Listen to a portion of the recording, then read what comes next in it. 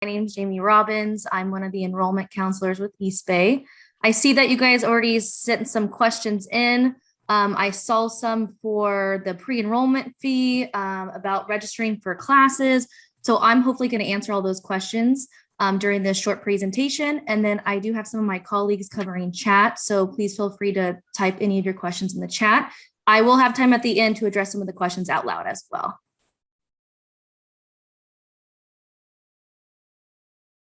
Okay, so some of our deadlines that we do have coming up. As you can see here, we did have a deadline that just recently passed on October 1st. So this was a deadline that most of you may have seen on your to-do list in my CSUEB if we wanted an in-progress transcript. So make sure that you are checking that to-do list. You might see a transcript pop up for a January 15th deadline here soon, because that's when we want your final transcript. So make sure you're continuing to check those to-do lists in my CSUEB. The most efficient way right now to send us your transcripts will be the electronic or PDF version. And I do have the direct email address for our admissions office down there, electronic transcripts at csueastbay.edu. We also accept the hard copy if your college will only send it via mail, and you can find our mailing address online. Just make sure you do put attentions to the admissions office. So we do have another deadline fast approaching. So on November 1st, that is the deadline to accept your admission offer, which is what our president Sandine was regarding to. In order to accept this offer, there is a mandatory pre-enrollment fee associated with that. So it is a $110 fee. If you are eligible, there is no waiver for this fee. Some students who might have enough financial aid can check their to-do list to see if they are eligible for the fee deferral. But it is $110 to accept that fee or that admission offer, and that is by November 1st. An incentive to do this sooner rather than later is that you guys will be given registration dates as well as access to sign up for mandatory orientation if you do accept that offer.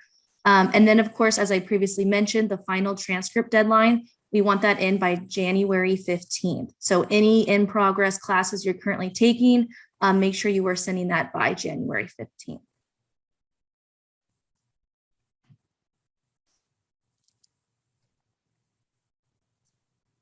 So some of the items I'm going to cover really quickly. If you guys haven't already activated your net ID, I'm going to show you how to do that. That's very, very important to gain access to my CSUEB. You especially need access to that if you're wanting to accept your admission offer. Also, if you have not yet checked your East Bay Horizon email, I'm going to tell you how to gain access to that. And then I'm going to cover some topics on financial aid, orientation, and class registration. So a few days after you guys applied to our campus, you should have received your net ID via email, as well as instructions on how to activate that. If you have not done that yet, I would recommend doing this immediately. That way you can gain access to your student portal, which we call My CSUEB. Your net ID is pretty much what you use for everything at East Bay. You're going to use it as your login for your student portal, for Blackboard if you have online courses, to log into Handshake, which is to check out our on-campus jobs and internships, your student email. So that's important. So when you activated it, you would have also created a password and answered security questions. You may have also received a notification about setting up Duo authentication. It's a two-step login process. The easiest way is to download it on your phone. So you can approve that. So if you guys have already done that, you know what I'm talking about. When you go to log in to my CSUEB, it will send you a push notification. So make sure you follow those directions. So just a brief overview of my CSUEB and your student account. Right now, you are using this to look over your to-do list items. As you can see right there, a transcript I have. Something else you might see in your to-do list that you want to check for is anything related to financial aid. If you have verification listed there, make sure you're completing that. Your student account is where you are also going to be able to view your financial aid, which I will cover. This is where you'll be able to set up a payment plan, make payments, register for classes. So essentially everything. This is where you do all your administrative things at East Bay. Moving on to your email. If you guys have not accessed your Horizon email yet, that's okay. I would just do this sometime soon, mainly because if financial aid has reached out to you, they will only contact you via your student email. So If you go to our main website and you click on the menu tab, you will see email right there at the top. It's the same toolbar that you access My CSUEB, and you use the same login credential. So that's going to be your net ID and the same password that you created. Make sure you are using this email account when you guys are contacting financial aid, when you're reaching out to academic advisors. You want to make sure that you're using this email account moving forward. So just some quick updates about financial aid. Some students should have already been awarded their financial aid. So I know a lot of my students have. So you would have received an email to your Horizon email account letting you know that we received your FAFSA or DREAM application, as well as letting you know that you've been awarded. So if you did get that email, you can actually log into My CSUEB, and under your Student Center, you will see a drop-down box that says View Pending Financial Aid. So you view the pending financial aid in My CSUEB. If you currently do not have an award, make sure that you did submit us your FAFSA or DREAM application for the 21-22 school year. So make sure you're checking that. Also check your to-do list to see if you did have any verification items, because if you were flagged for verification, that could be a reason for not receiving your award yet. And so once you do that, make sure you are checking your Horizon email. You guys can also reach out to the financial aid office if you know you have submitted it, or if you have questions. I have their email over there, finaid@csueastbay.edu. They will also be having workshops next week. So make sure you screenshot that. It's also on our future student page, all of those workshops you guys can register for. And then, of course, other items to keep in mind. While we do not have internal scholarships for spring 22, you guys will start having access to apply for 2022-2023 scholarships. So that portal will open up in November. So check your email. We will notify you when the Pioneer Scholarship Portal opens. Make sure you are applying for those scholarships. Something else to think about is that you guys can actually begin filling out your 2022-2023 FAFSA or DREAM applications now.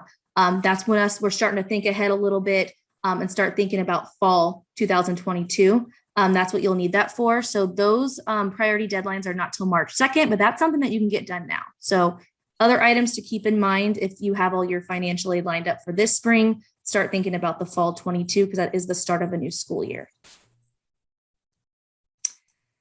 So I know we do have some questions about what to expect from orientation or registering for classes. So I do know students who have accepted their admission offer already, you'll notice that there is a link that says orientation, and you can click on that and you can actually start signing up for orientation. So you won't be able to do that until you accept your admission offer. That is done in My CSUEB.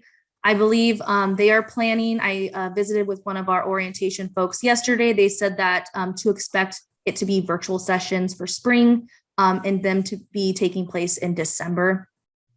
They also plan to offer a session you should be able to choose. If you guys are pursuing a major that is offered at our Concord location, we typically do have a session, even though it's still virtual, that will say Concord campus session.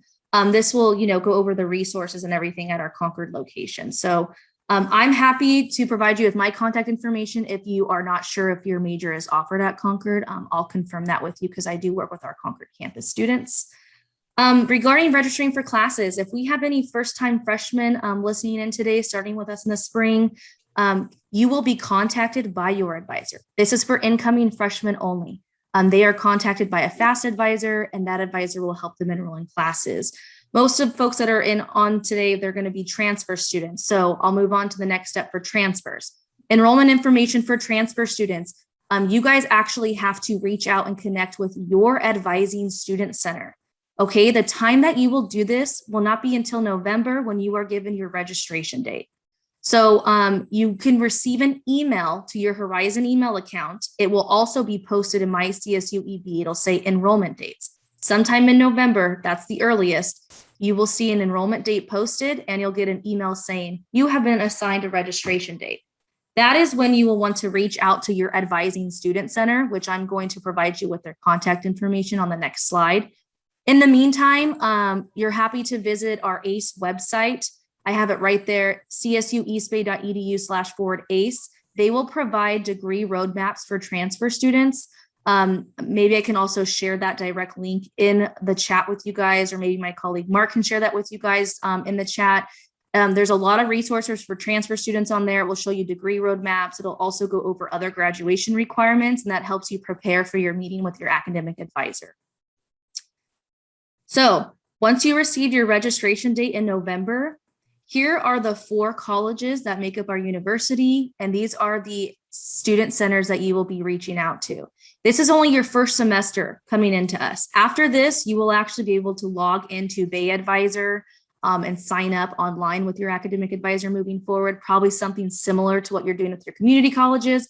But the first semester you start with us, you will have to reach out to the Student Center Advising Center. I want to point out first, make sure that you are using your Horizon email account. I know I mentioned that previously, but when you reach out to these student centers, you also want to list your full name, net ID, and your major, because some of these student centers, for example, College of Science, they will overlook and advise for multiple majors. So you want to make sure you state your name, your net ID, and say, I am under the health science major. That way they know who to connect you with.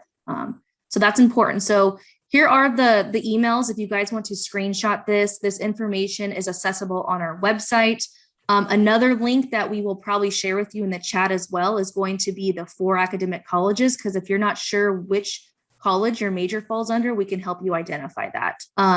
So if you're unsure, definitely either type the question in the chat, or we can share the link that will show you a full list of our majors on our website, and you can see which college your major falls under. So some are more straightforward than others, right? So if you're a business major, the College of Business and Econ. But for example, psychology, they actually fall under our College of Science. So we can share that with you so you know which student center to reach out to. Under the College of Education and Allied Studies, they break it down by 2 departments. So if you're a kinesiology major, they have that contact information there. If you're pursuing one of our hospitality, recreation, or tourism majors, they have their direct contact there. So with just a brief overview, you guys are not going to know exactly, how much you're going to owe until you enroll in classes. But here is a breakdown. I think someone accidentally drew on the slide there. Here is a breakdown of what our tuition and fees are. So if you guys are going 0 through 6 units, it's $2,300 per semester. Anything over 6 units is $3,500. So that's how you plan for the spring term. You will compare that to your financial aid award. I do have the rate for what our online business administration folks will pay. They charge per unit. That $393 is not in addition to, so that's just what they charge per unit. So once you guys enroll in classes sometime in November or December, you'll actually have an amount owed on your account, and you can actually click on a tool that will say account inquiry, and it will actually show you what your tuition and fees are compared to your pending financial aid. So it will show you if you have an outstanding balance. We will also share a link with you guys for a list of important dates, because you do want to know when the first fee payment deadline is. That's usually sometime in December. So you can make sure that you're checking for that. Stay on top of that deadline for your first fee payment deadline. I don't want anyone getting dropped from their course sections if you miss your fee payment deadline. Something else I want to point out is that we also have installment plans. So if you have an amount owed and you want to just set up an agreement to pay that every month, we have installment plans as options as well. Okay, so just some other items that I want to highlight and just some additional things to keep in mind. The California State University system, if you aren't aware, they did announce that we do require all faculty, staff, and students accessing any of our campus facilities to be vaccinated against COVID-19. So anyone who plans to be at the Hayward, Concord, or Oakland Center campuses must be vaccinated. So this actually went into effect September 15th. So you guys will notice in My CSUEB, we are asking you to post your status in there. You will notice that even if you are a purely online major, you still need to post that as your status. So you will have the option to say fully vaccinated. You might fall under a medical religious exemption, or I am not coming to campus because I am an online major only. So you will need to post one of those options. As I mentioned before, we do have a list of important dates and deadlines for spring that I can share in the chat with you guys. I know a lot of my transfer students have questions about their degree audit report.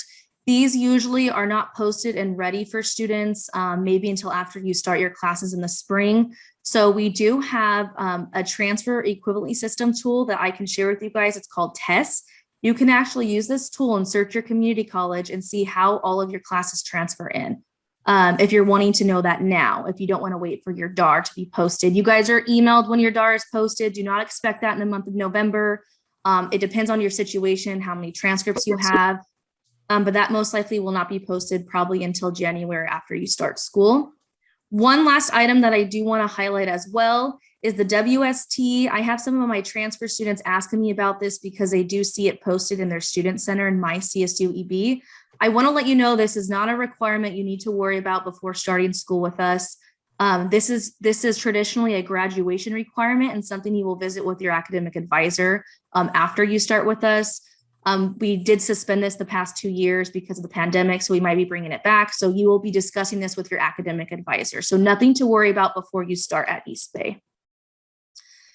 So that is most of the items that I was hoping to cover today. I do want to let you guys know that if you ever have questions about your admission, to always reach out. You may have already been in contact with a pre-admission counselor like myself, or you can reach out directly to freshman admissions or transfer admissions. And then once again, we do have some financial aid workshops coming up next week.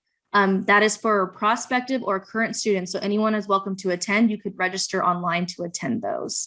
Remember, if you have already received your financial aid package and you have specific questions about your award, you would want to contact and have a one-on-one with a financial aid counselor. So we'll want to give you their direct email. So you wouldn't want to attend that workshop. That's going to cover the FAFSA and DREAM applications. And then, of course, we do have, right now, if you visit our Welcome Center website, if you want to check out virtual tours or campus maps or anything you want to get to know more about our campus, that's a good site to visit. So I will see if we had questions in the chat. So maybe I can address them out loud. I will stop sharing and turn my video back on. I'm not sure if anyone, let's see, I'll go to the top here.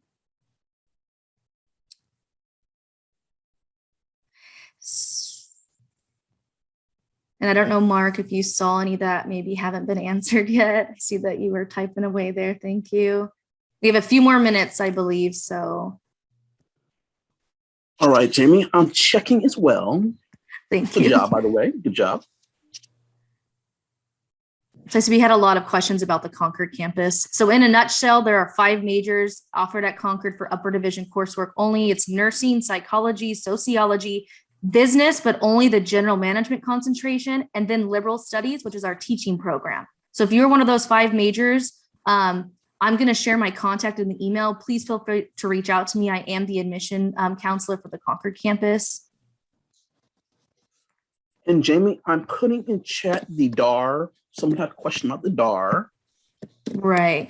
I know. So that is your guys' degree audit report. So for transfer students, you're wanting to know, hey, how did all my classes transfer over? What do I have left to take? So in the meantime, when your DAR is being prepared, you can use the transfer equivalently system tool that I will send you the link to. It's very easy, very user-friendly. It will tell you, you will search your college, Contra Costa College. It'll say, hey, you took this class, is exactly how it transfers into East Bay. So that's something that you can do. And then you're going to, of course, work with your advisor. And between those 2 items, you guys will be able to pick out your first semester classes. Like I said, the DAR, they don't have an exact date when that will be posted. It's different for every student. We will email you your Horizon email when it is posted. Jamie, also, I'm sorry, go ahead. Hi, so I have a question. So I actually applied for online business administration, but it's my first time actually taking online classes. And I was wondering if I can get, like, let's say I get online classes, right? And then I don't like it. And can I change my classes to in person, or it has to be like a new registration and a new thing, everything over again? That is a very good question. So since you want to change from online to in-person, we might be able to do that without requiring a new application. That is something that we would have to visit with admissions about and your advisor. Usually if it's vice versa, if it's on campus to purely online, I know it would require a new application. From online to on campus, I think they'd be willing to work with you, and we'd have to visit with admissions about that. Mark, do you know previous examples if that's been approved? Yes. For example, online business to on-ground business, we just have to have usually an email, and then we'll make the appropriate contact with various unit at the university to make that decision, but it's usually a formality. And there's a cost structure difference, of course, for online business. If it's a major that is not through extended education or continuing education, I should say, then there will be no cost structure difference. Thank you. And I'm happy. Okay, that makes sense. Thank you so much. Yes. And then Maureen, thank you so much for clarifying about the WST. It is not coming back. So thank you. Hey, Jamie? Jamie, actually, I had a question. Yes. Actually, you told me that for public health, it's going to be like 2 days a week. But I talked with the chairman and he said that all classes for public health is going to be in person.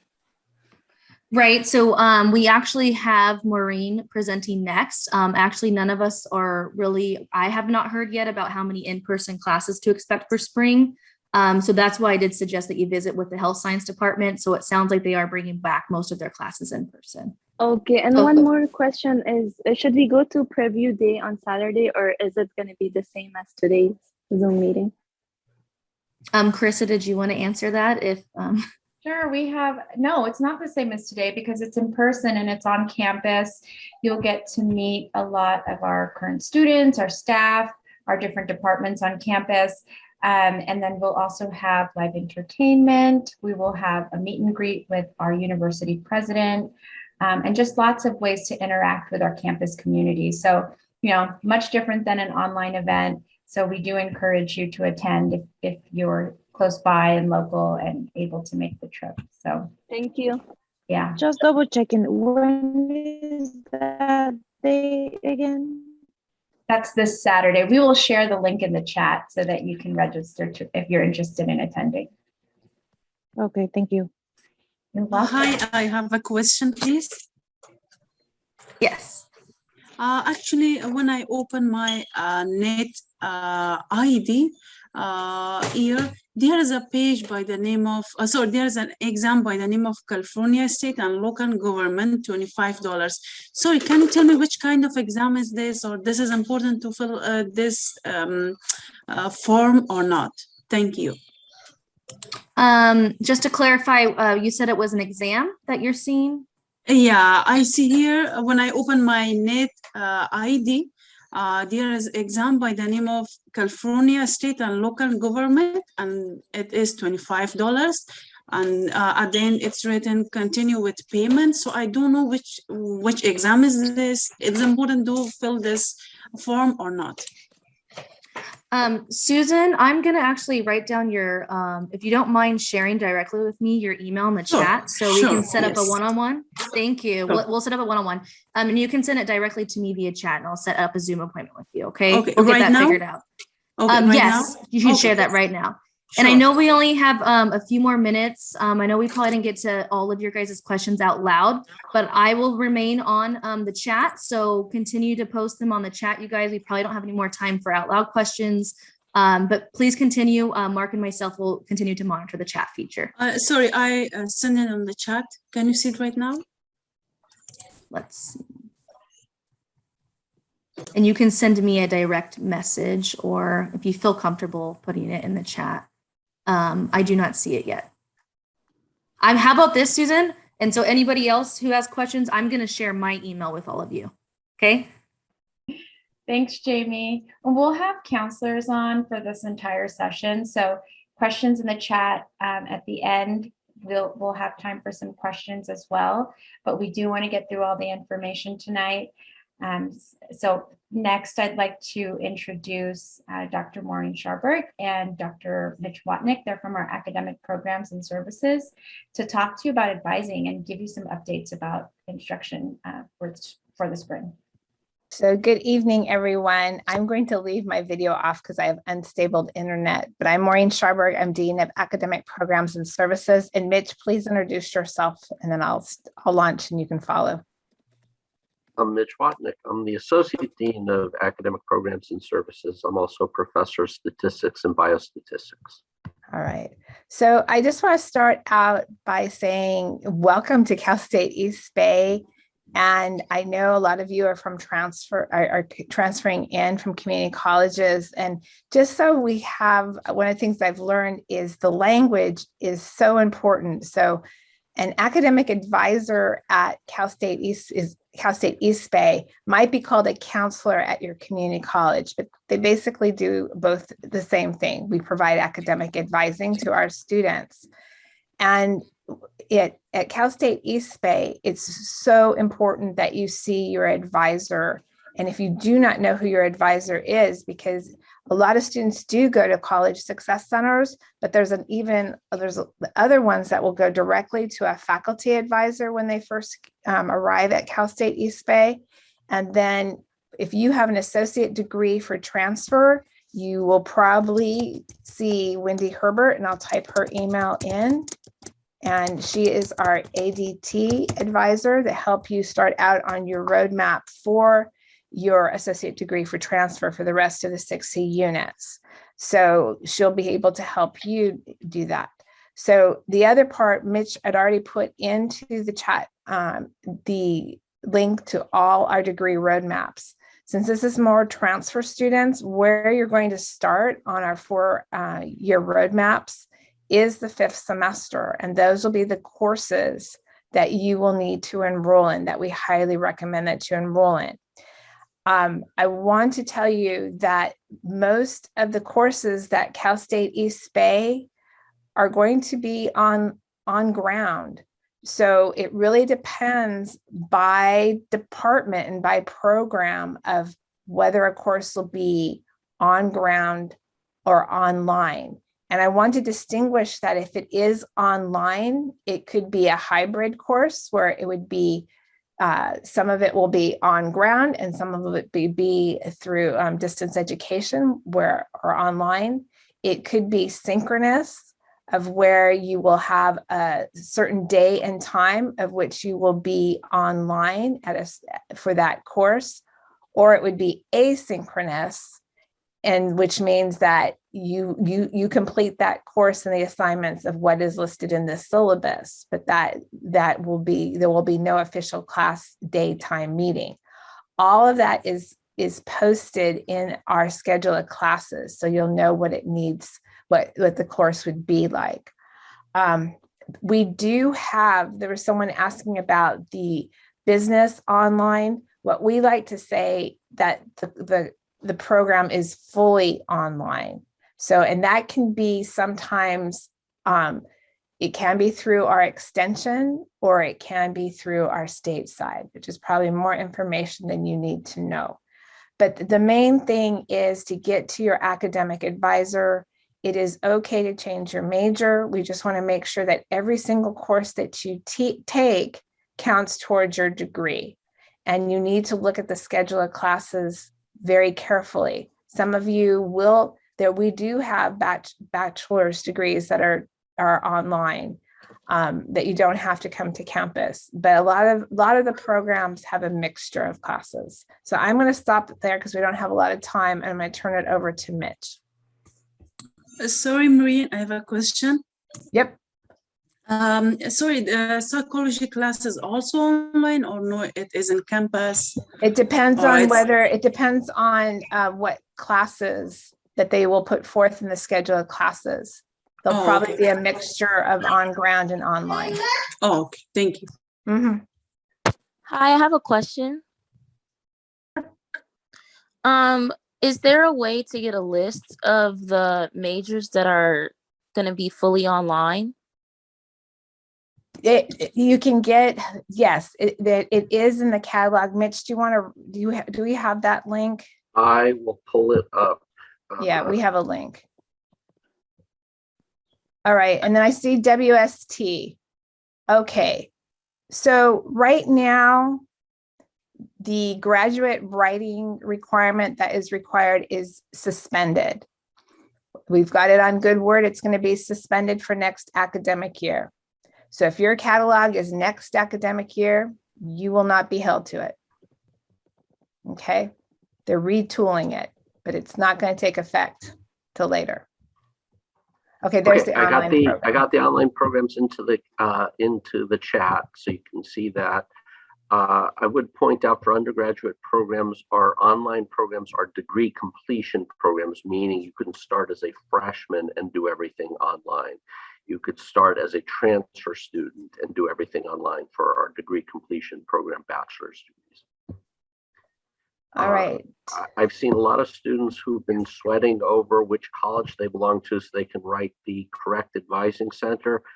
Don't sweat over that. If you don't know who to talk to, write "Who is my advisor?" spelled with OR. Who is my advisor at CSUESB.edu. We will respond to your Horizon email account. It's helpful if you include your net ID, and we will point you in the right direction. We will get you hooked up with the right person. Okay, so don't worry whether you're science or business or class or any one of the colleges. Who is my advisor at CSUESB.edu? We will hook you up. In fact, for the most part, that's me.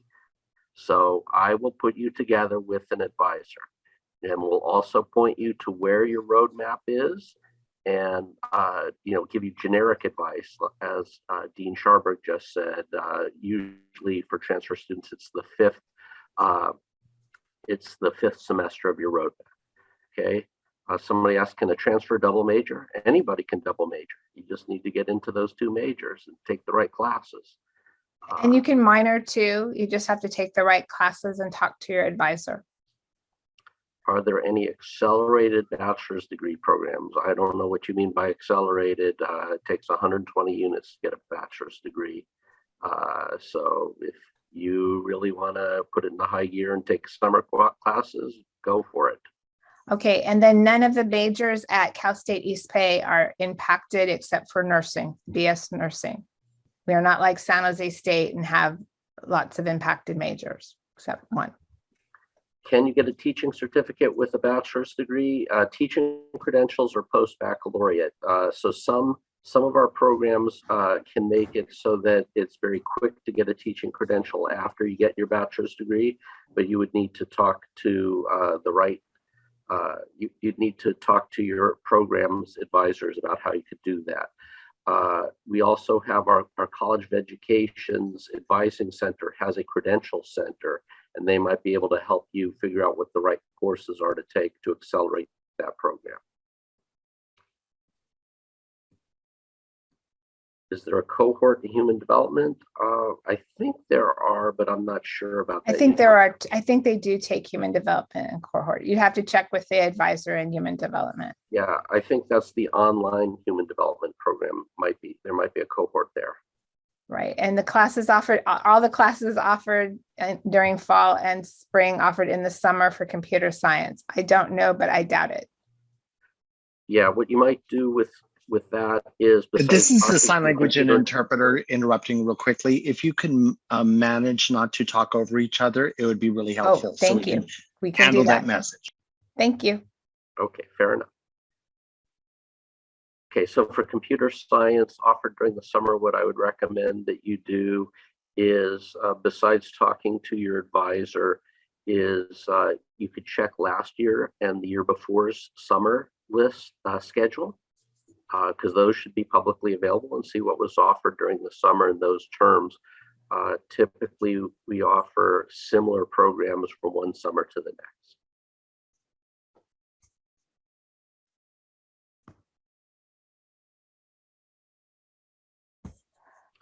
Okay, there was a question about the ADT and dual enrollment if we do not have an ADT yet. The answer is yes. So if you start Cal State East Bay and are finishing up an ADT and you finish the ADT, you can come in and pursue, you can then sort of switch over and pursue the ADT 60 units guaranteed.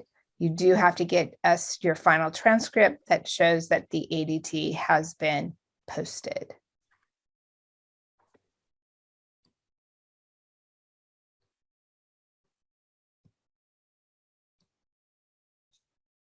The transfer students should not have to send in their high school transcript, as far as I know. I see that in the chat. That question could be addressed authoritatively to transfer admission at csuespa.edu, but I believe the transfer student doesn't have to send us a high school diploma.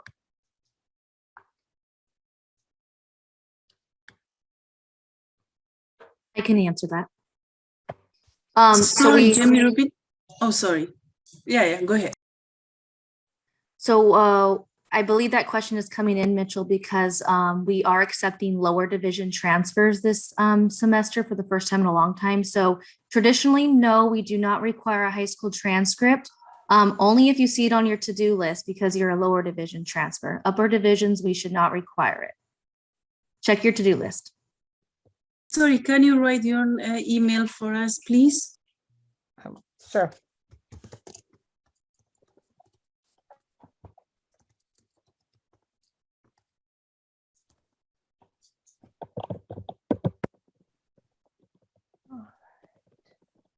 I think that is about it.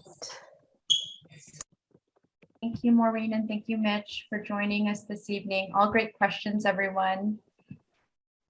And a lot of information was shared on the chat. And for anyone who joined late, we are recording the session so that we can send you a link to the recording tomorrow. So you'll have the information available to go back to. So now we're going to move on and we're going to hear about campus housing. So I'd like to introduce Sarah Nichols. Turn on my camera here. Hi, everyone. Thank you all so much for being here. Good. So I have a presentation that I am going to share with you. If I can get this. There we go. Hopefully you can see this screen. So welcome. So my name is Sarah Nichols. I'm the Associate Director for Housing Operations here at Student Housing and Residence Life. So today I'm just going to give a quick brief overview of student housing. So here in student housing, we don't just look at us as just a really convenient, close opportunity for you to get to your classes. We think of it as so much more. We really like to think of the work that we do here as enhancing your educational experience that much deeper, right? So some of the things that we focus on are our slogan here is called I Pioneer, and we all of the support that we offer sort of falls into one of these four categories. We help our residents develop a sense of self-awareness, some connections that's not just to each other, but also connections to the resources on campus, to leadership opportunities, as well as the greater Bay Area. We also do a lot of focus in terms of cultural engagement and then just general fundamentals of life. Some of the things that we've got going on, a lot of that work that I just mentioned is done through things like events and workshops.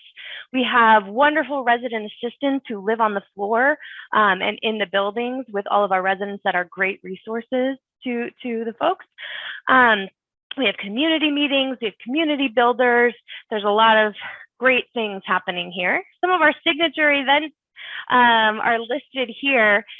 Since you'll be coming in for the spring, you will see one of the biggest things that is we have a late night finals breakfast that's really great. You'll also see Extravaganza, which is a community-wide egg hunt, which is really great. There's so much more. These are just kind of a highlight of some of our bigger events that I wanted to share with you. So moving on, some of the big questions is, what does the housing look like, right? So let's talk about accommodations. So for now, I'm just going to talk about first year and transfer housing here. So our first years live in Sequoia and Juniper Hall, and our transfers live in Tamalpais Hall. All three of those buildings have the same layout. So they're all suite doubles is what we call them. What that means is when we say suite doubles, that means that there are 2 people per bedroom and multiple bedrooms within one suite. So there can be up to 6 to 8 students sharing one suite. I am going to quickly, if I can, navigate out of here. I'm gonna stop sharing quickly, go over here and we share. There we go. Thank you. So I want to show you our website. So our website is here. It's just csueastbay.edu/housing. I can put that in the chat a little later. So I want to show you how to navigate to see our virtual tours of our spaces. So if you go to future residents, accommodations and rates here, if you look at accommodation type suites, if you click on this, we can start the tour. Hopefully my connection is strong enough. Let me open this up.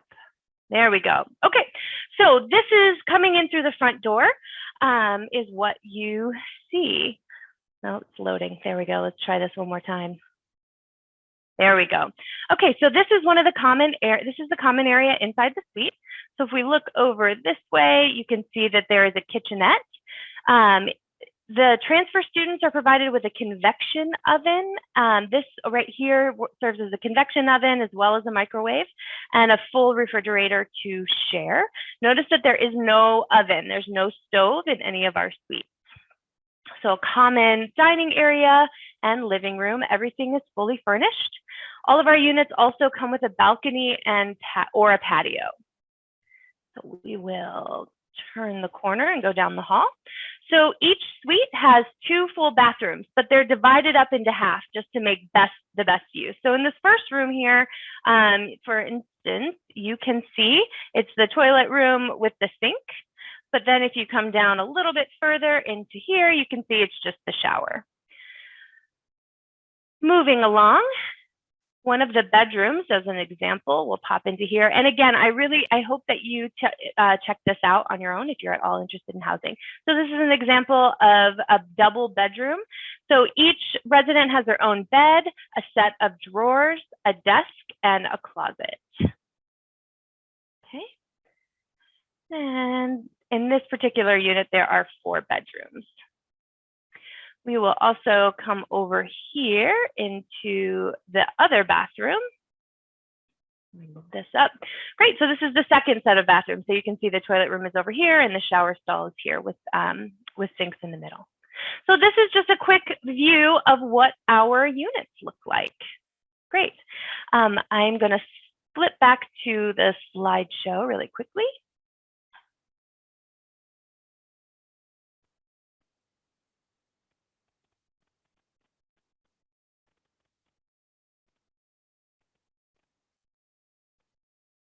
Okay, hopefully you can see the slideshow again.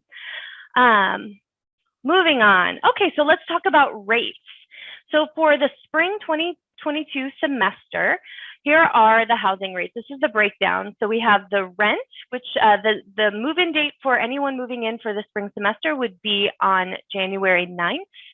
And the semester ends, move out for this semester is on May 13th. So the rent cost is listed there. All those who are living in suites are required to be on a deluxe meal plan. I'll talk about what that means in just a little, in a couple of slides. There's also an RHA activity fee and an installment fee. The RHA activity fee covers all of the events sort of that I was giving a brief overview of. RHA stands for Residence Hall Association. They are a group of student leaders whose job is to enhance the residential experience. So they do that through advocacy as well as through just putting on great events. And the installment fee is to separate out the payment into multiple payments, smaller payments. So there are payment plans available. This amount here can be broken into 3 payments. Talk about that if you have more questions later. So a deluxe meal plan. We have the dining commons, which is actually called the Pioneer Kitchen. It's right behind Sequoia Hall. Each for the deluxe meal plan comes with 17 all you care to eat meals. So that's just a swipe. So you get 17 swipes per week.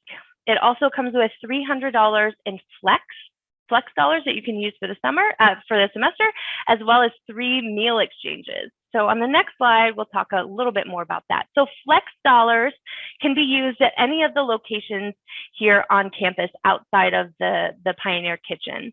It just works like a declining balance. It's all available on your Bay card.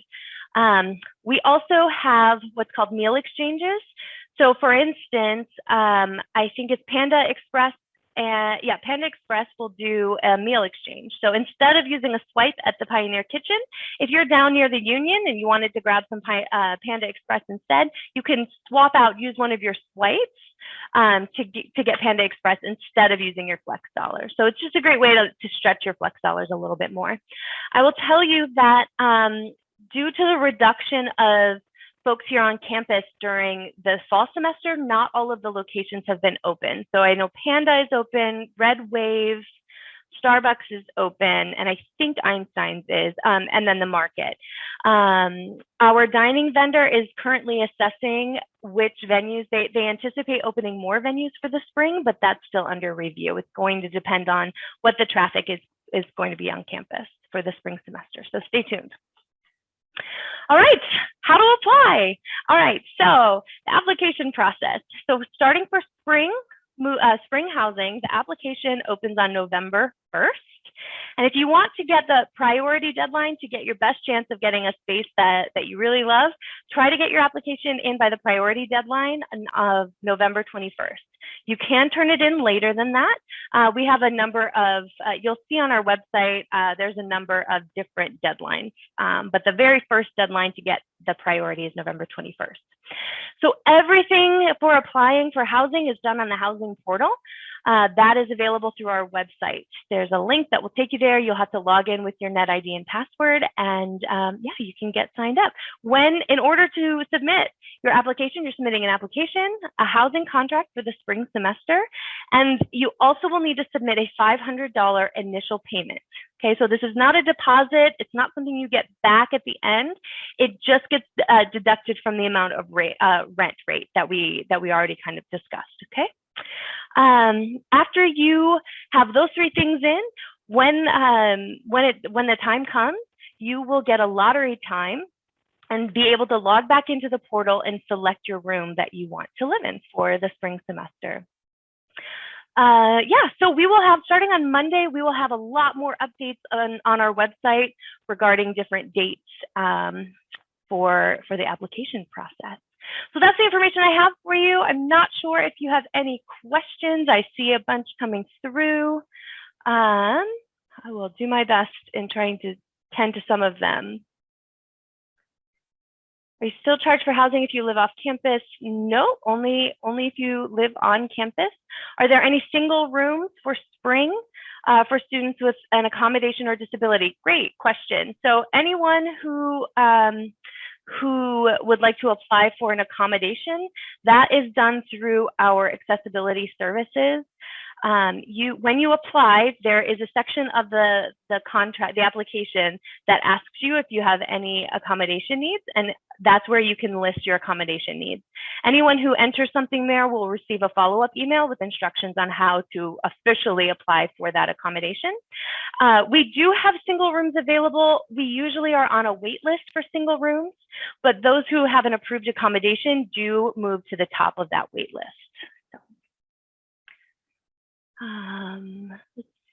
And Sarah, while you're still looking at the next question, I just wanted to add for students, I did go ahead and add an accessibility service request. So if you want to start a new one, and I also added the Department for Accessibility, their link, so that you can start looking at all that good stuff. Back to you, Sarah. Thank you, Omar. I am just sifting through, trying to see if there's any housing specific. So parking, I don't have that specific information. There is a parking and transportation website. Sorry if you've already answered this later on in the link. There's a parking permit that you can get for the semester. How are roommates chosen? And are the suites co-ed? Great question. Rooms are, if you submit all of the application contract and $500 initial payment by the deadline, you will get information about how you can log in and select your own room, therefore your own roommates. You'll be able to see who's in the room when you select the room, and you'll be able to reach out and contact your roommates. Are the suites co-ed? Sort of. We do have a co-ed option, but this option is for folks who, Omar, I hope it's okay that I use you, but let's say Omar and I want to be roommates. we would both apply to be roommates together. Omar would live in one bedroom and I would live in another bedroom, but we would share the same suite. So that is a very special type of housing that you would have to indicate your interest on your application when you applied. So if you already know who you want to live with as a roommate and they are not the same gender as you, then you could apply there. Can the initial payment 500 be broken down? Yes, you can. There is a form on our website that you can fill out to break that into 2 payments if you'd like to.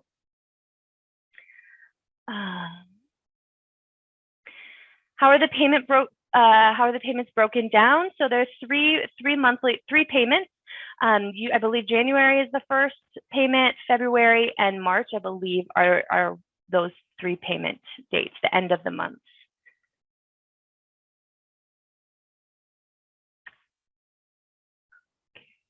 Are there rooms available for gender nonconforming or trans individuals? Yes, we do have what we call a gender open suites. And so anyone who is living in a gender open suite identifies as trans or gender nonconforming or just non-binary. So there is another place when you apply, you'll see that as an option to select on the application as well.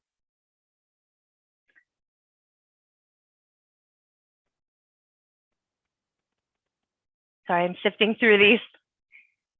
I think that's it. If anyone is seeing that I missed your question, feel free to either type it again at the bottom. Actually, I'm going to stop sharing. There we go. Thank you, Sarah. That's it. Yeah. Information. Yeah, great. Done and done. Thank you, Karissa. So we're going to move right along and we're going to hear from our transfer student programs. We have Omar here with us and I'll go ahead and let him get started. Awesome. Thank you, Karissa. So first of all, thank you so much for being here, students. I'm really excited to be one of the first to greet you, and hopefully I can see you during the orientation. So first of all, this is National Transfer Student Week. So we'll discuss a little bit later about some of those events that we did hold for those current transfer students. But just greetings, introductions, and quick tips for this virtual experience. Turn on your camera or upload a profile picture if you feel comfortable. Do keep your microphone muted until asked to unmute. And do participate in the chat and use the reactions to interact. If you get disconnected, we'll be using the same link so you can log back on. So I'll discuss a little bit first about the transfer student programs. It was established in fall 2015 at East Bay to elevate institutional support for transfer students and advance university shared commitments. So that means that we want to see that you graduate. We want to see you succeed here at East Bay. So we have made a couple of different programs to hopefully make it easier for you. We'll discuss the specifics later on, but just know that I am a transfer ambassador. And if you do have questions throughout your time here, we are a great source of contact. We don't have all the answers, but we can definitely get you in touch with the person or the department who can answer those for you. And one of the ways that we do that is by collaborating with a lot of different university departments and community partners. So transfer ambassadors, who are we? We're student leaders and we've transferred to Cal State East Bay. We hope that we can make fun, educational, and interactive programming for both you new and those returning transfer students. So we nudge students to engage in high impact practices like on-campus jobs and using student portals to get the most out of East Bay. We'll elaborate a little bit later on. I'll introduce Nancy Jimenez. She is a transfer student program and parent and family program coordinator. And a little bit about me. So I'm Omar Alves Espinosa. I transferred from San Diego Community College District, where I attended 2 of their different campuses. My major is industrial organizational psychology, so psychology in the workplace, and a minor in Latinx and Chicanic studies. I actually did not have this minor in mind prior to being here, but I took a class called the Colonize Your Diet, and it really inspired me to learn about my own communities even more. I'm involved in a couple of different things. So we spoke about accessibility services, and I do have accommodations through them. I also have ESA, emotional support animals. And so there's there's a process to being able to do that. And you can ask questions later on about that. I am involved in the Ghana Student Transfer Program. I am involved in EOP, and I am involved in a couple of clubs, including I made one called Better Together, for which I am the president. And I'm also the president of TSA. We'll discuss it shortly after. I am also in ASI. So I am the senator for transfer students. And if you have any concerns or if you have any questions about what ASI does, do feel free to ask me later on. There's a couple of initiatives that I want to do as a senator, but once again, I can elaborate as you ask and all that good stuff. And then I'll allow Amelia to introduce herself. Hi, everyone. My name is Amelia. I'm also a transfer student. I transferred from Diablo Valley College back in fall 19. I'm majoring in Spanish and I have a minor in English. I'm a part of being involved from transfer programs. I'm also part of orientation team here at Cal State East Bay. So if y'all have any questions about that, feel free to ask. And I'm going to introduce our other transfer ambassador, Nikita, who couldn't be here today. She is a transfer from Mission College and she's majoring in health sciences. And then we have our last transfer ambassador, Shawnyaprasad. She transferred from Chabot College, undergrad, MBA in psychology, and she's a graduate student in MS School Counseling. Omar, there's a question about orientation. Can I answer that real quick? We can definitely, we'll have a Q&A in just a few minutes. Okay, yeah, I'll answer your questions if y'all have at the end. Okay, so what is transfer student programs? We connect transfer students to programs that help them successfully transition to Cal State East Bay, get information that support services that assist with navigating the CSUEB system, and take part in student events and peer lead activities beyond the classroom. Right. We support, hold on, we support transfer students. Hold on. This thing is blocking me. We support transfer students by providing guidance and referrals to academic advising by professional staff and department advisors. Supporting workshops that help students complete their educational and professional goals, and partnering with a variety of departments to support and expand transfer-specific initiatives. Okay, getting hip. High impact practices, or HIPs for short, are a critical component of the pioneer experience. These practices have been proven to contribute to enhanced student engagement, deeper learning, and persistence, and overall academic success. So transfer high impact practices, transfer ambassadors, Tau Sigma Society, Transfer Student Alliance, which is our transfer club here at East Bay, study abroad, learning communities such as Ghana, Sankofa, APAS, EOP, etc., internships, and jobs. So like I said, I'm involved with transfer ambassadors. I'm also involved with orientation. It really has helped me a lot through my journey here at East Bay. I've learned so many information, made many great friends, make many connections, and I'm also part of EOP. So, and we're gonna go back to Omar. Thank you, Amelia. So I see some comments, and don't worry, we will address these, some comments and questions, and we will address these. We definitely want to make sure that you get the most out of East Bay. And then we'll have that Q&A really shortly, actually. So some interesting facts about transfer students at Cal State East Bay. 67% of fall 2020 new undergrad enrollment were actually transfer students. So we're actually a majority. Transfer students comprised of 59% of undergraduate enrollment in fall 2020. And from fall 2020 term, 7,211 of undergrad students were transfer, and 61 of them being first generation. So we have some programs and services that we spoke about earlier.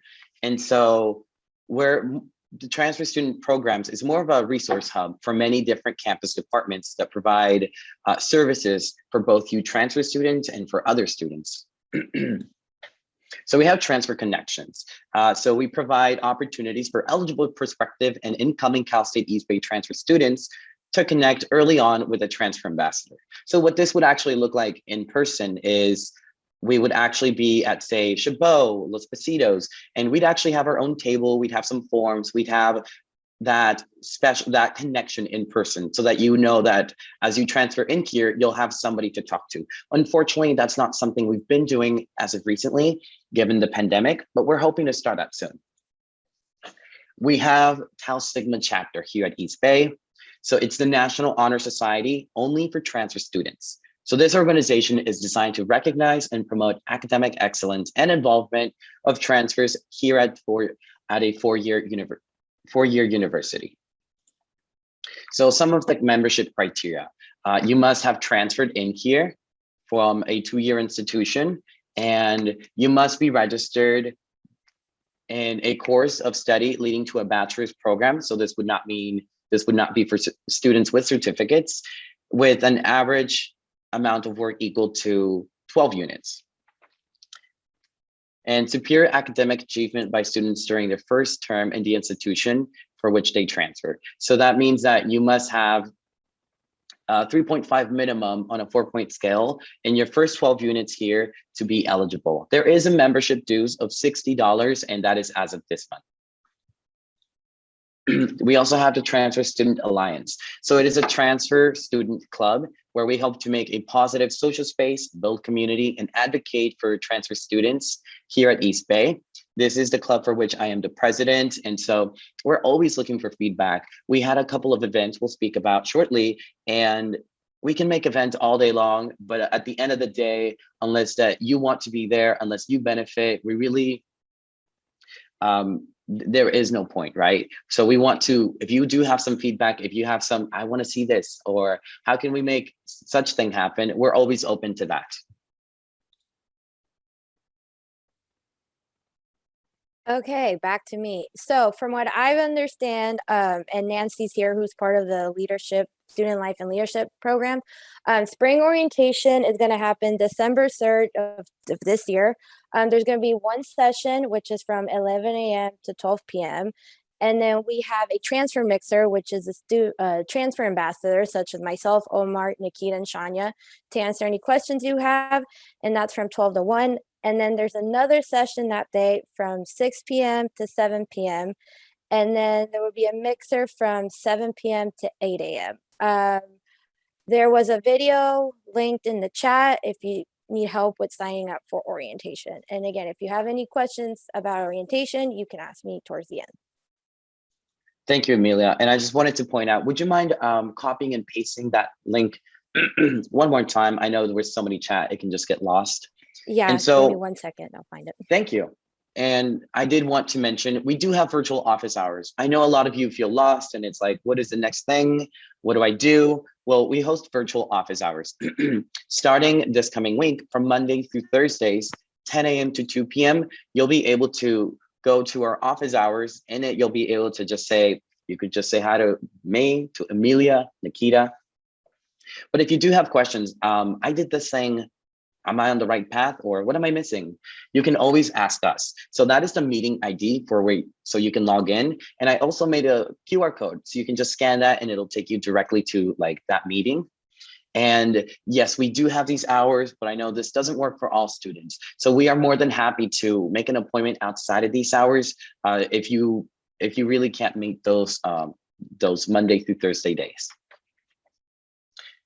And then we'll have another link shortly where you can also access this in our social media as well. I just wanted to speak briefly on some of those events that we held for you this particular week. So we had Community College Monday, dress up in your gear, come get some goodies over by Einstein's near the Science Building. We had a guest speaker on Tuesday, and then we also offered professional pictures. So I know that as transfers, we're much closer to graduation than freshmen. So we offered students the opportunity to take some professional photos for their LinkedIn, etc. We had a virtual Scribble night yesterday, and then we also had a social mixer today. We've also had transfer fairs in the past where we have different departments like Study Abroad, Center for Community Engagement, Peer Advocates for Wellness here, in addition to other transfer game nights. And we've also had transfer self-care. So with this QR code, if you scan it, it'll actually take you to our link tree. In it, you'll be able to find our Facebook, you'll be able to find our Instagram. It'll also have those office hours that we spoke about earlier. So feel free to take a picture, to save this QR code, this link, whatever it is. And it's just one of the best ways to get connected with us. So I'll just wait a couple of seconds on this one. Perfect. And so this is your opportunity to ask some questions. I see the chat has been just like rolling, and that's awesome. That means that we have a lot of student engagement. So feel free to either unmute yourself at this point if you've asked a question, or in case you're just forming one. And I see Nancy, you raised your hand. Yes.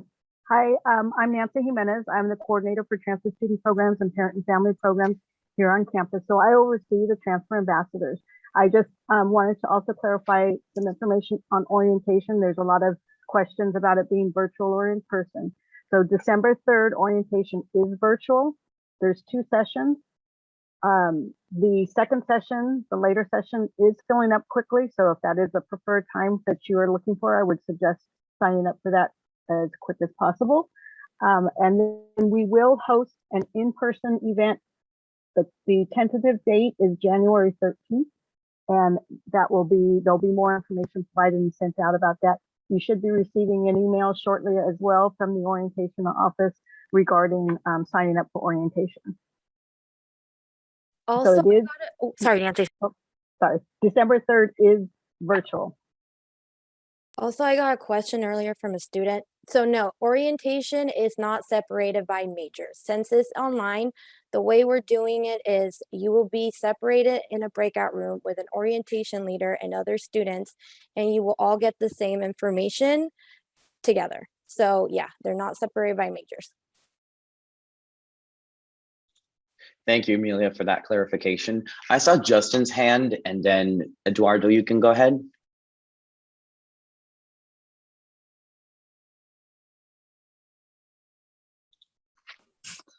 Hi, I'm Justin Tron, calling pretty much got accepted to Cal State East Bay, and also got into a couple schools from Sac State and San Francisco State. So I was just wondering about the resources that we offer in Cal State East Bay. I'm sorry, I had a little difficulty hearing. So you're wondering about those resources we offer. That's right, since I know the deadline to submit to accept the offer is November 1st, right? But I have some other schools that have some other deadlines. Sac State gave me until like a couple more weeks. San Francisco State gave me until December 1st, so I have to make a decision as soon as possible. I see. And when you speak about resources, there's actually quite a bit of different things that we have. I know for me, I used a transfer program, and accessibility services. I've used a lot of things like that, but I'm kind of curious, what are those needs that you have? Like, do you mean so in the way of tutoring? Do you mean so in the way of like disability services, tutoring services? There's also affordable housing that I'm struggling to deal with. You know. Yes, so I do have experience with accessibility services. I did post that link earlier, and I'm happy to do so again. So I know with me, I was able to give them, okay, these are the medications I take. This is my previous accommodations at community college. And so I actually did this even before, I think it was while I was still enrolled in community college. And so some of those, I do feel comfortable sharing some of those accommodations, which include extended testing time, being able to record lecture. I know right now it's not as important given that they're usually recorded, But in person, there's a couple of different things, right? And you can always, it's more of a conversation that happens. It's a dialogue with accessibility services. Personally, I have two little birds. And so I was able to go through the process of emotional support animals. And so I had to speak with accessibility services, with housing, and then it took a couple of back and forthing, but I was able to get those emotional support animals here with me. They're actually in the other room because I live on dorms. As far as tutoring, we do have in person, we do have online. And so we have for quite a bit of different subjects. We have many drop-in times. And so if you're interested in that, I can actually offer you our transfer email department. So in case you want to look at that, if you have any other questions, or if you want to see specific links, I'm more than happy to share those. So you could just post in the chat or in our email. As far as the affordable housing, I really can't speak too much on that. Justin, Omar, let me just check real quick. Justin, were you asking if you're not able to respond by November 1st, also that will you be able to accept your offer after November 1st? Is that part of your question? Oh, what was it? Were you asking if the November 1st deadline comes around, are you able to accept your admissions offer after November 1st? I'm not sure yet because the decision has to be made since I'm working with a college counselor right now, since I know this decision. Because with Sac State and Cal State East Bay, I might have to take out extra loans if possible. Right. Louise or Mark or Jamie, is the November 1st deadline a firm deadline, or will we be taking some later than November 1st? Do you know? Yeah, I'll answer that. So typically we do want to encourage you guys by November 1st, because if you miss that deadline, it'll be based on capacity and what we have open for majors. In the past, if you have missed that deadline, if you reach out to transfer admissions, they typically will allow you to accept the offer, but it's not always guaranteed. So you just want to do your best. But Justin, I am confident if you did reach out to them and explained your situation, they would allow you to accept it after the November 1st. I also think Justin and any other student who does want to know any of our other support programs on our campus, Chris already let you know that you guys are more than welcome to come to campus this Saturday.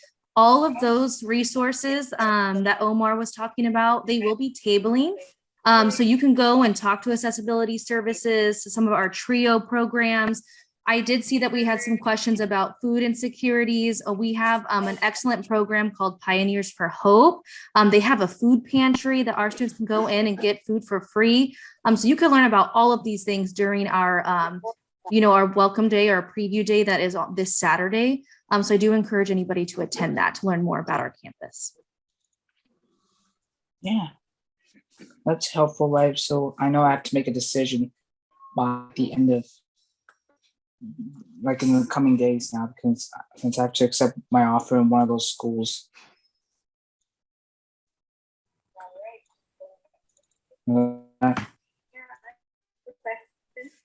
Odds on paper might highly likely going to SF State possibly. Yeah, I hear you. And at the end of the day, you do have to make that best choice for you. If you do have any further questions, we are happy to hear you out. Or if you want to make a one-on-one time tomorrow, Amelia, would you mind posting that link or that email for us so that they can email us in case they want to meet one-on-one tomorrow for those office hours? Because we're happy to make those outside of the Monday through Thursday. The transfer email? Yes, please. Okay. In the meantime, I do want to address Eduardo and then Fawn and then Jim, please. Yeah, good evening. I just had a quick question. I'm a little confused and I'd like some clarity on this. The December 3rd orientation, is that different than this? Yes. Yes, you are mandatory to do an orientation because it is a requirement for you to start East Bay. Am I right, Nancy? Or am I wrong? Yeah. So you do have to attend an orientation. It has to be either the morning or the afternoon session.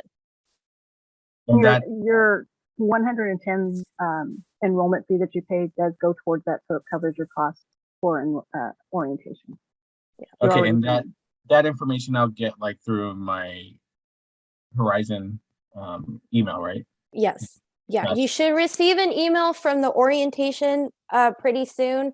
But yes, you have to attend either the morning or the afternoon. And I know everyone's asking in the chat, how do you sign up?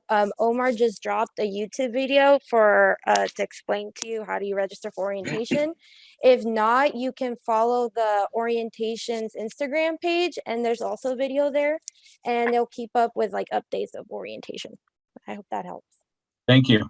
Yep. The link is in your MyCSUEB. Once you've accepted your admissions offer, there'll be a link that's under your ability your to-do list or on that right-hand side that will show you an orientation link, and then you can choose which session is open and sign up.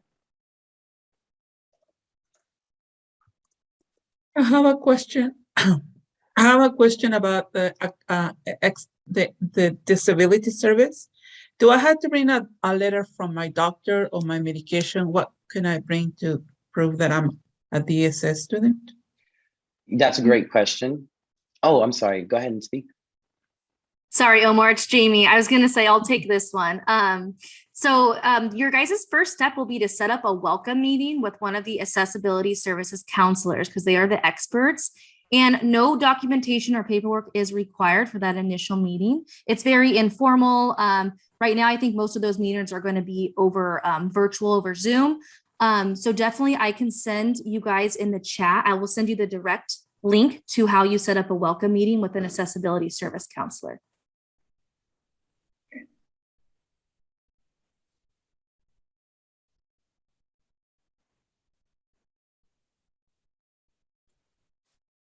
So we're still answering questions in the chat, and it looks like a few folks have their hands up. Fanny, do you want to unmute yourself? Hi. Okay, hi. So I just, and I think I put in the chat, I'll try to make it as fast as possible. So I haven't accepted my offer yet, only because I am so confused. And the reason why I'm one of the seasoned incoming students, okay? So I'm transferring from Merritt College, and the whole time that I was at Merritt College, so I'm a disabled student. Also, I was an EOPS. So when I applied to Cal State East Bay, they were like, okay, yeah, fill out all of this information for EOP. I do understand that it's not until fall now, but I had letters from 2 different people. I submitted all of this stuff, and then they're like, oh yeah, sorry, it's not for spring incoming students. So that's fine. So, but now I'm like stuck on so many other things that I need assistance. So I did send an email to the accessibility department just to try to set up an appointment. But then my question is, I guess, should I just be speaking to an admissions counselor, just period? Because like I see something from my FAFSA and it says alone, and that's what I'm confused about. So I don't know. Yeah, go ahead, Mark. I was just going to say, I was going to set you up there. All right. Well, thank you very much. Well, thank you very much. I also do advising for Merritt College students along with Alameda and Berkeley City College. And definitely you can connect with me directly, and I will assist you every step of the way to connect with the appropriate office folks at our campus to guide you, whether it's financial aid or accessibility, and then myself, the liaison to the admissions side of the house. Okay. So let's connect. I did send you my email chat earlier. I don't know if you got, there's so much going on with the chat. You may have overlooked that. But I'll do it again as well. And we'll just connect you and make sure you get everything you need to come in for spring. Okay. Okay, I don't see so many messages, so I don't see your information. So if you could just send it again, please. Absolutely. It's a flood, I know. Okay. Well, yeah, let's definitely connect. So try and send me an email tomorrow. So let's begin the conversation. Okay. Before you know it, spring will be here, and we want to make sure everything gets situated for you. Okay. Okay. Thank you. You're so welcome.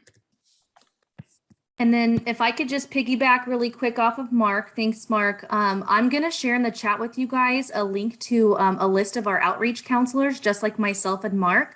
You can see if we work with community college students from your colleges, and we'll definitely help you through that process, just like she was mentioning. So I'll go ahead and share that link. So if you do have a pre-admission counselor listed by your college, you can reach out to them like myself or Mark, and we could help you with that process. Thank you. Real quick, I just wanted to address this in general. We had a question.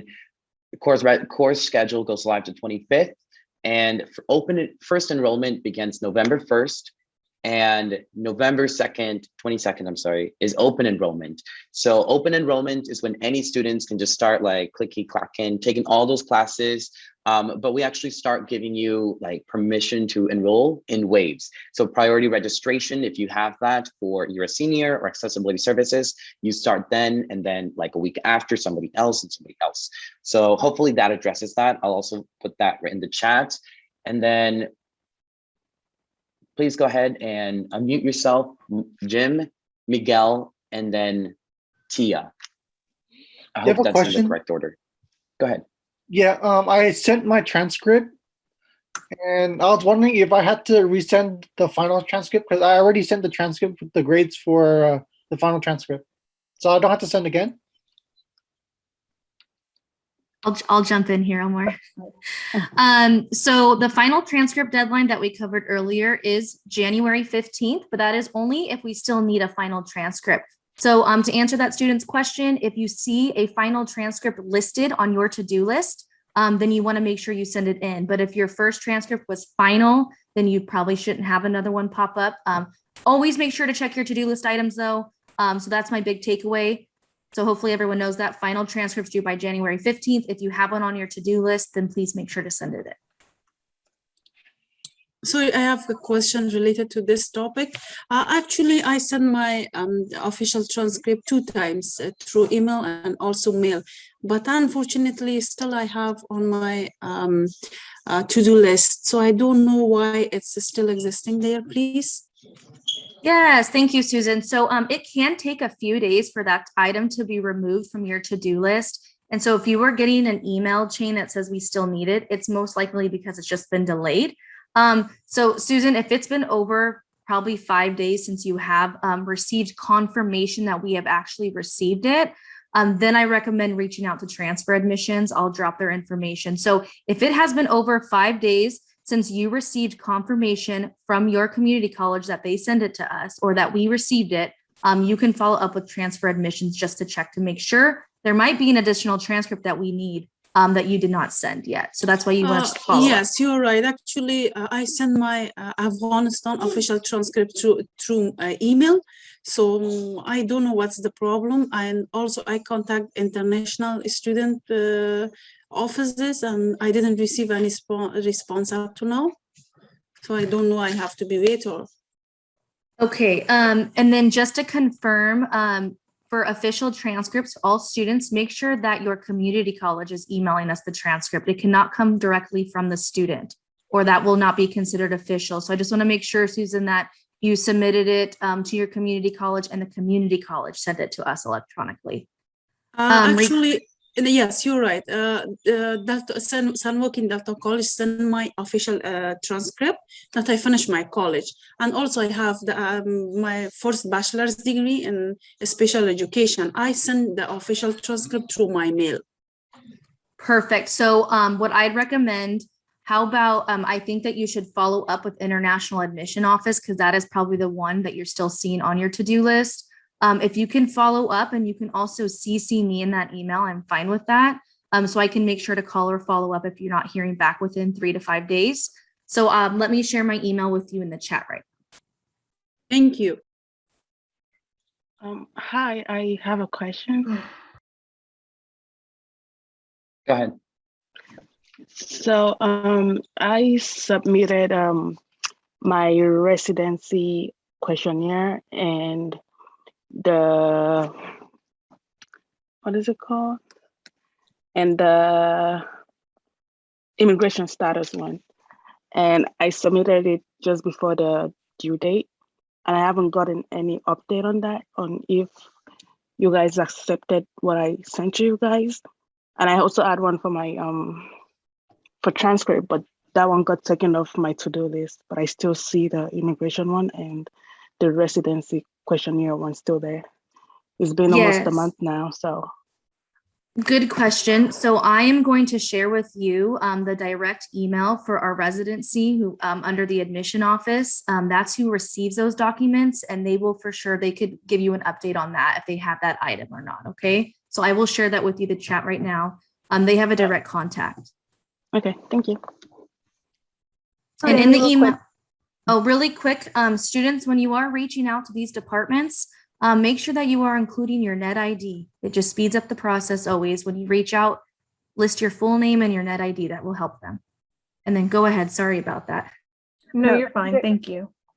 Jamie, I was just going to say, I think on the transcript, just to kind of summarize really quickly, you may have set the transcript in prior to your fall grades being completed. So that's where the final transcript's coming in. And if you sent it, if you didn't have any fall classes, then you're fine with whatever transcript you sent in prior. But we do need fall grades posted on the transcript. That would be due by January 15th. Real quick, Jasmine. So yeah, there's 2 orientation sessions. There's one in the afternoon from 12 to 1, and then there's the afternoon one from 6 to 7. So yeah, there's 2 that day. I have a question. Yes, go ahead. So is the orientation session, is that for like per major, or is that like for everybody? It's for everybody. Like I said earlier, we're not separating by majors since it's online. We've been doing this since COVID hit. You will be joining in the main session, and we have like not PowerPoint, like a Google slide. They talk about like orientation, the school, and all that. And then in the middle of the session, you will be separated in breakout rooms with an orientation leader. So myself or any other of my other coworkers. And we will be going over like the Blackboard, what else do we go over? Any other questions you have, all that. And you will be with other students. So Okay, no worries. And the way I access that orientation, or to be able to sign up for that, I have to be admitted, right?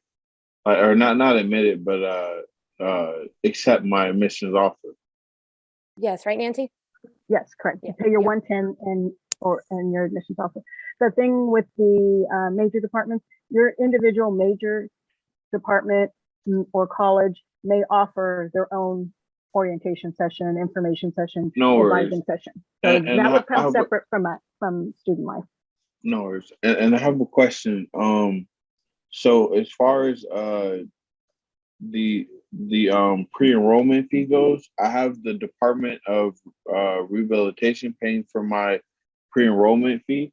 So I sent that over to CSU East Bay. But how do I go about accepting the admissions? Because the fee is being paid by a third party, and I don't know how to go about like accepting my admissions so I can view the orientation. I'll speak a little bit about this. So in order to accept the offer, you do have to pay the fee. So I do have an email that I can connect you with the pre-enrollment fee. It's an email. However, do you know if the third party payment isn't planning to disperse you the funds until spring semester starts? Oh, no. Sorry, they've already paid for it. Like Blair, no, not Blair, but what's his name? Brian. Okay, so it already went through on your account then at East Bay? The account, I think the student financial services, his name is Brian Shutt. Okay, Brian. so sorry, didn't mean to interrupt. So it does sound like it was paid, and just to let all the other students know that in order to pay it, that is accepting your admission offer. So you most likely should not see accept your admission offer on your to-do list anymore, because that should have been accepted when the payment went through. Okay. So, and that could, once again, that can take a few days for all other students listening in. that it can take a few days for that pre-enrollment fee to drop off your to-do list, just like other items. So give it a few days, but you should hopefully log in, Myron, to your account and see if it's still on your to-do list. I'm happy. I think we've actually worked with each other before. I recognize your name. I'm going to share my email with you so we can connect if you still see it on your to-do list. Okay. Okay. Thank you. And one more question. I'm so sorry. This is my last question. So I just want to make sure that for financial aid, I have to make sure that I have my FAFSA submitted. My FAFSA is already submitted, but I have to make sure that I like add CSU East Bay onto the document. Or yes, thank you. Thank you for bringing this up. I saw that we did get a question earlier in the chat, and I was hoping to address it. We do not have a traditional like priority deadline for spring admission for financial aid because it's in the middle of a school year. So students just know that if you have not submitted your 21-22 FAFSA or DREAM application yet, do this immediately. You may have already filled it out and sent it to your community college for this year. So it should only take you a few minutes to log into your FAFSA application. You need to add East Bay as a receiving school. You do not need to delete your previous or current community college because you can add up to 10 schools and then just resubmit. And then remember, once you do that, check your Horizon email because financial aid will let you know that we have received it and that when you are awarded. Okay. And the deadline to pay. I remember you guys said it, but I forgot what it was. I'm going to share in the chat a list of important deadlines for spring 22 because it actually depends on the time in which you enroll in classes. So if you enroll between like November 22nd and December 1st or something, your first fee payment deadline will be in December. You'll know because you'll get emails about it. It will be posted in your account. So I will share that list of important deadlines for you guys in the chat right now because that's something that you'll want to maybe save on your computers, those lists. So last question, sorry. So will the FAFSA be taken out like during that time? Like how does it work? Because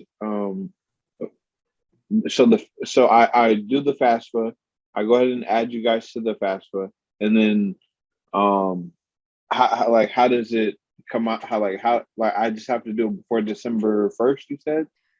Thank you for asking. So I get what you're saying because the fee payment deadline is before you actually start the semester and when your financial aid is dispersed. So the financial aid office can actually check to see, and so can the student finance office, who has pending financial aid. And as long as you have enough pending financial aid to cover your tuition and fees in full, you won't have anything due on that first fee payment deadline. So that's why we want to get your FAFSA application submitted immediately. Don't wait till December because we're hoping that you are awarded by December before that fee payment deadline. Okay. So if the student finance office can see, you guys, if you have enough pending financial aid, you won't owe anything by that first fee payment deadline. Remember, there is a very helpful tool in your student portal that you can click on after you register for classes. It's called Account Inquiry. It will show you pending financial aid compared to your tuition and fees. If you have an outstanding amount due, that is when you need to worry about that fee payment deadline. Got it. Thank you so much. I have a question. Sorry, everyone. I just want to be respectful of time. We still have a good about 10 or 12 minutes to take questions, but we have finished the formal presentations for the evening, but we can stay on to take any questions. I do want to remind you all that the event this Saturday, it's fall preview day for the 2022 application. But that being said, we know that the spring admits didn't have an opportunity to come on campus. So you're more than welcome to register for the event. Most of the event is completely outdoors. Masks are required regardless of your vaccination status. We can share the link again in the chat if you're interested in attending. And that's this Saturday at 9 a.m. So it's a lot of fun activities that are going on campus. You'll get to meet people in person, get more information and different information than you've gotten online. So I wanted to remind everyone of that. And then also, we didn't have financial aid presenting tonight with us, but that's because they have a series of workshops next week. And we will share that link in the chat again as well. And if anyone joined late, this session was recorded. We email it out tomorrow. So If you have questions, I'll put up our email address again. And then that'll conclude the formal presentations for the night, but we will stay on to take your questions. We have about 10 more minutes, and we definitely want to help get you the information that you need.